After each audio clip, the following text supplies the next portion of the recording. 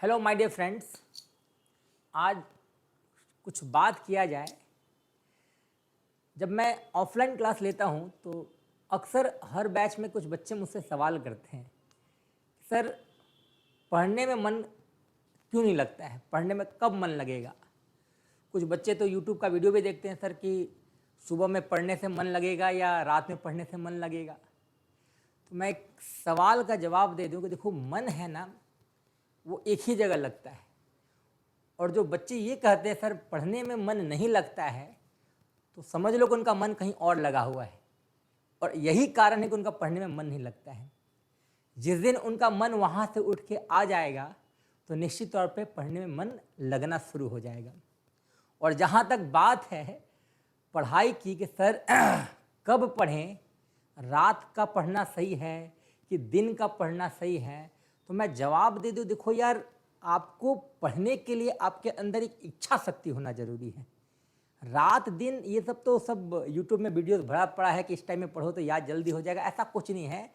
हर इंसान का अलग अलग स्टैंडर्ड्स होता है पढ़ने का। इंसान शरीर ही पारा की तरह होता है।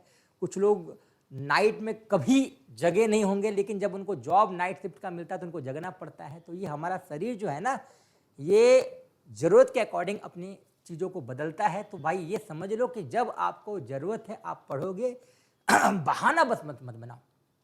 हमारे भारत में ऐसे ऐसे भी लोग हैं जिन्होंने सेवा भाव को इतना ज़्यादा प्रायोरिटी दिया, जिन्होंने अपने नींद को त्याग दिया। आपने लक्ष्मण के बारे में सुना होगा, लक्ष्मण जी के बारे में सुना होगा, राम के छोटे भाई। ऐसा कहा जाता है कि जब राम जी को 14 साल का वनवास हुआ था तो वो लक्ष्मण जी ने अपने बड़े भाई को कुछ हो ना, क्योंकि वन में तो अलग अलग जीव जंतु है ना, सांप होते हैं, तो मेरे भाई को कुछ हो ना, इसलिए उन्होंने शपथ ले लिया था, प्रण ले लिया था कि वो 14 वर्ष तक सोएंगे नहीं। 14 वर्ष तक उन्होंने नींद को त्याग दिया। ये था सेवा भाव, काम के प्रति समर्पण, ये सेवा भाव था। उन्होंने ये नहीं सोचा कि मुझे दिन में सोना है कि रात में सोना है। उन्होंने 14 साल तक अपनी नींद को त्याग दिया। निश्चित तौर पे आज के लोगों से ये हम लोग एक्सपेक्ट नहीं कर सकते, वो भगवान हैं, बट हम लोग में उनका 1% भी आ जाए तो कम से कम हम ये सवाल पूछना बिल्कुल छोड़ देंगे कि सर रात में पढ़ना है कि दिन में पढ़ना है।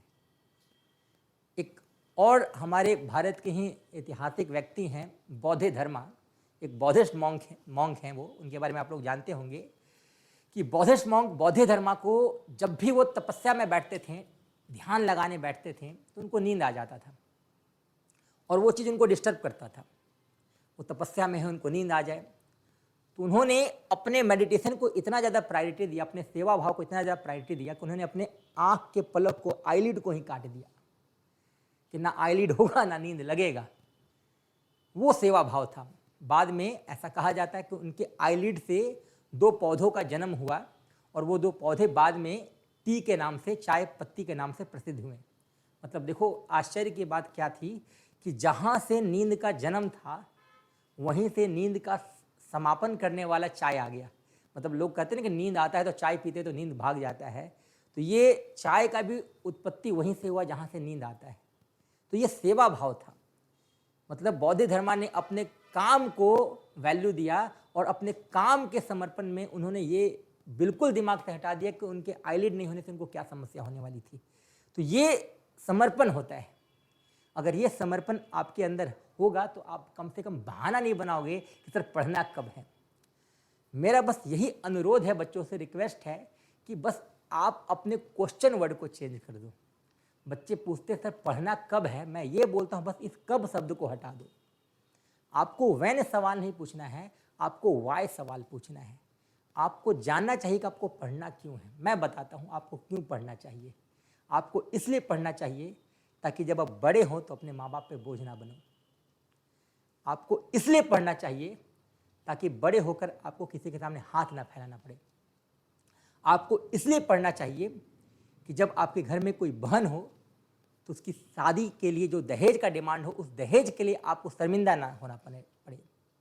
आपको इसलिए पढ़ना चाहिए ताकि आपको समाज में शर्मिंदा ना होना पड़े।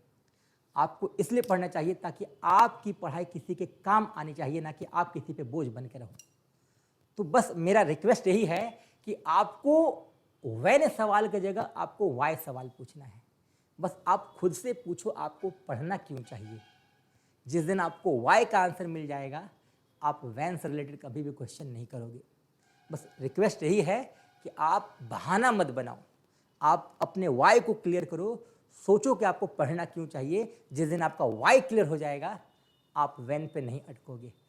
उम्मीद है शायद मेरी बातों से आपको दुख लगा होगा, लेकिन अगर आप इस चीज़ को अपने दिल पे लगा लोगे तो उम्मीद है कि आने वाले समय में आप कभी वैन से रिलेटेड क्वेश्चन नहीं पूछोगे, वाई से रिलेटेड क्वेश्चन पूछोगे। बहुत बहुत धन्यवाद।